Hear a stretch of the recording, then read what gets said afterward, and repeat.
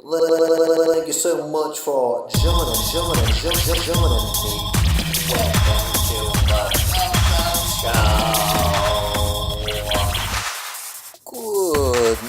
good morning, ladies and gentlemen. Thank you so much for joining me on this fine afternoon.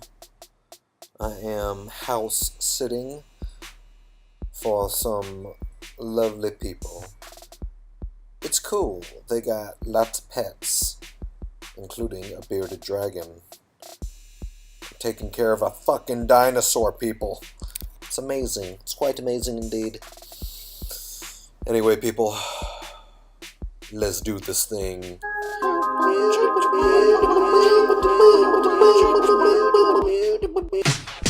Man, that was weird. Excuse me. Ladies and gentlemen, thank you for joining the Coco Show. This is round 2. I began the last podcast and then got bored. So, I'm sorry. Anyway, thank you so much for joining me as I try to find my voice. How can I be the most entertaining I can?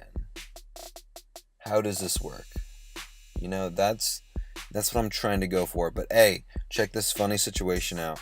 I'm at the YMCA, I'm trying to get in, and they have locked the doors. I guess they're on holiday hours, and I have seen at least 50 people walk up to this door and pull the door, trying to get inside the building. And it's so funny because, like, I've been able to analyze the initial stages of realizing that the YMCA is closed for them. And it's funny, initially they're excited, you know, they're some are tired, but usually they're excited and they're running up to the door almost, and then they see that there's no one inside. And then they stop at the door, they pull it, realize it's locked, and then turn around in just total confusion, looking around if there's anyone else.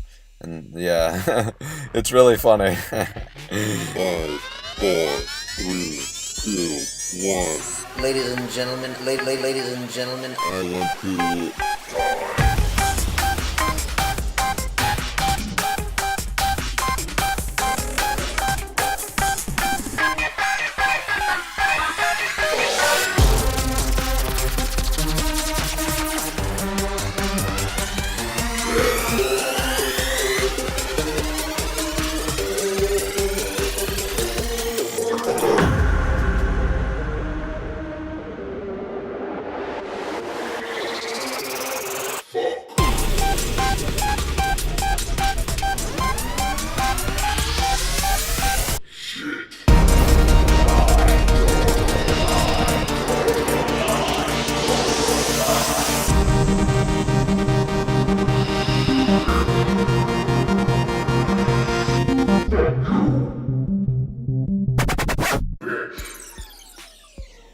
I do very much hope you enjoyed my contemporary piece, my work in progress.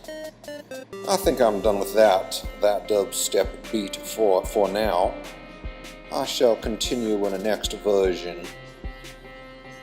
Anyway, I know it was a little naughty, but you know, I think that's what makes good art. Provocation. Provocation, is that a word? Provocative. To be provocative, right? Because it jolts the nervous system, and I think that's important. You know, I think it's important to get shook. You know, to get shaken around a little bit.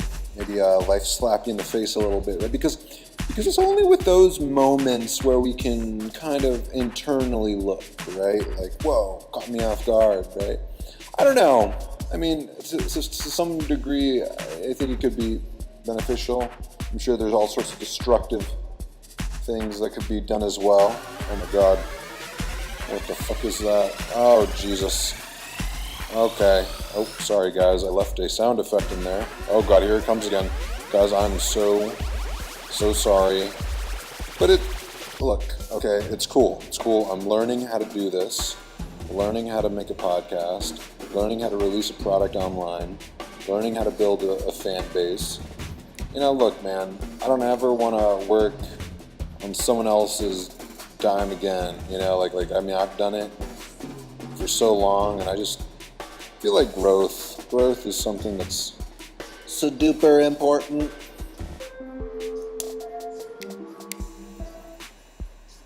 But the real question is, how do I provide value? How do I increase the value of my communication to the world? Maybe it's this point that needs to be focused on, so I can spin the fractal of probability within a beneficial favor towards the whole. And of course, evolutionary traits would indicate that I would also be taken care of, right? And that's like a huge fear of mine. Not everyone can quit their super safe job, right? It's kind of difficult. I heard that the greatest addiction in America was a 9-to-5. And look, man, I was there for a long time. It was 9-to-5 though. It was like 6 a.m. to 6 p.m., 12-hour shifts. 10% of the time it was 24-hour shifts, which was rough. And then like 3% of the time it was like 36-hour shifts and even more.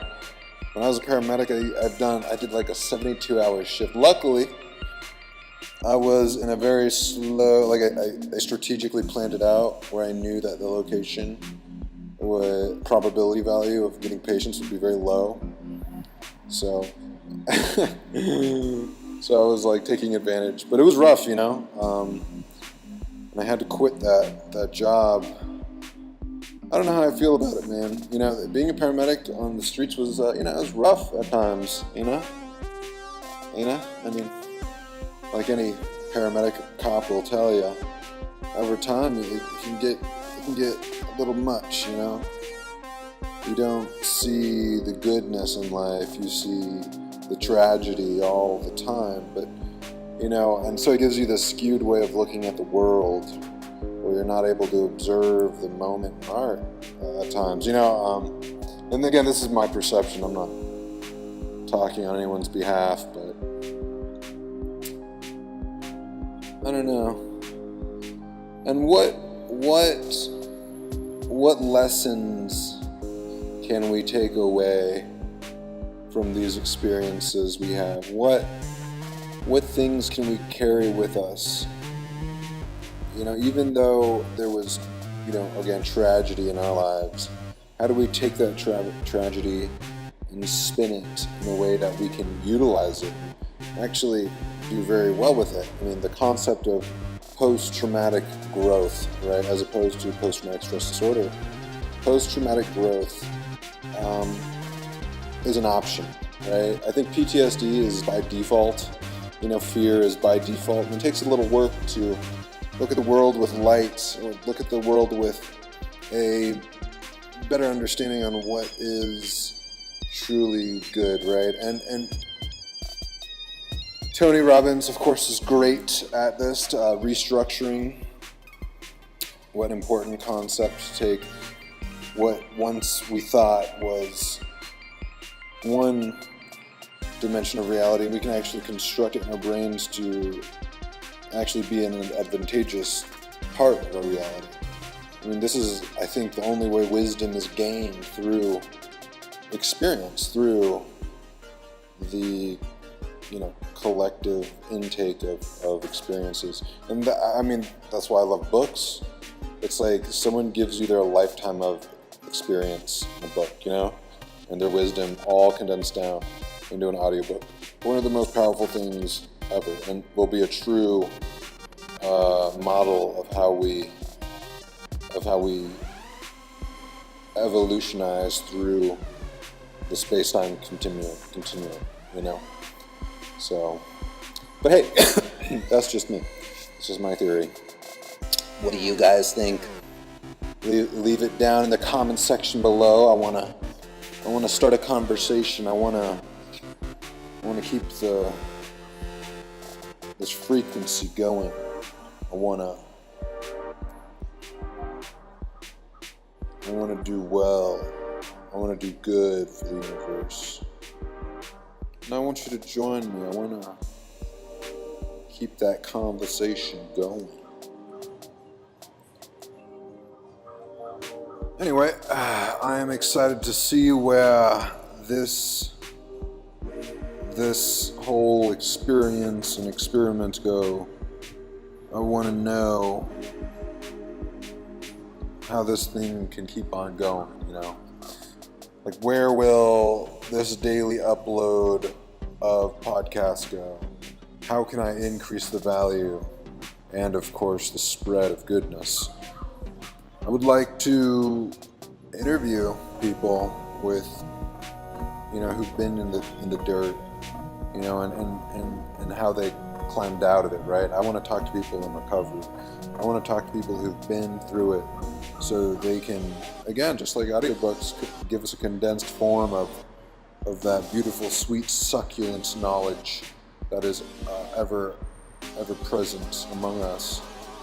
But only if we lift the shades from our eyes can we see it. Well, guys, it's been 213 seconds that I've been talking. And more, actually, those are the number beats. Anyway, much love, guys. Peace!